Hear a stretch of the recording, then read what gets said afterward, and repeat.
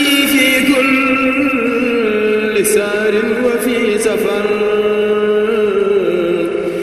حماني على ماهر مع الحبس والسفر.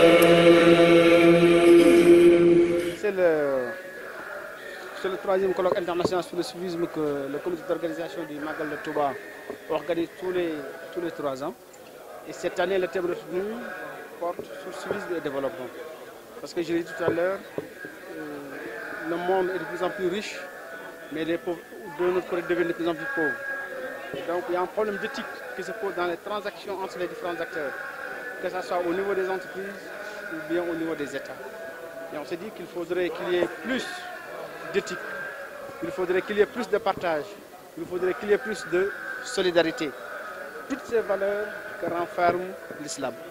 Et donc c'est pour ça que nous avons retenu ce thème pour ressortir les enseignements de Cheikh Ahmadou Bamba, les enseignements des grands soufis, pour que le monde puisse en profiter. Et nous pensons que c'est en tout cas la solution pour sortir de cette impasse que nous vivons, où le pauvre est de plus en plus opprimé par le riche. Une vingtaine de pays, vous avez vu, qui viennent de partout dans le monde. Et il y a aussi un autre aspect important, c'est la présence de nos frères musulmans Rohingyas. Et ça aussi nous montrons la solidarité agissante de la communauté mouride vis-à-vis de tous les peuples musulmans opprimés de partout dans le monde.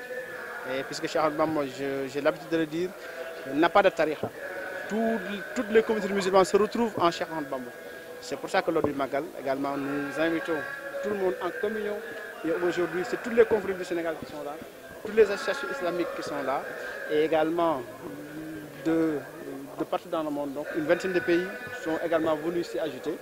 Et c'est des grands érudits, des chercheurs, des scientifiques, maintenant qui vont plancher sur la question durant donc toute la journée. Et nous pensons que ce qui ressortira de ces rencontres, en tout cas, sera salutaire pour le bonheur de tout le peuple musulman. On a distingué une personne qui est un monument à Touba. C'est le conservateur, je dirais même, de l'école de la grande mosquée de Touba, qui a été installée par Cheikh Ahmadou Fadal en 1963. Et depuis lors, il a formé des dizaines d'étudiants dans les sciences islamiques, et on a jugé utile de le distinguer aujourd'hui. Et tout cela montre l'importance que nous donnons à l'éducation, que nous donnons aux sciences religieuses.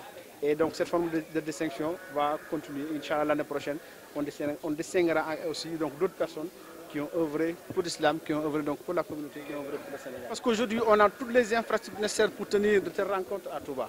Donc c'est pour ça que nous l'avons délocalisé à Touba. Et aussi, on l'a fait 2 jours avant la Magal, de manière à ce que ceux qui viennent assister au colloque puissent également être là donc durant le Magal, puisque ça crée une certaine frustration.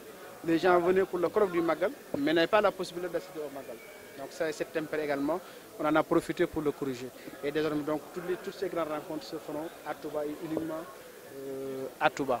Et d'ailleurs, derrière nous, il y a un grand centre qui est en train d'être construit, d'un coût de près de 5 milliards par les Baïfal.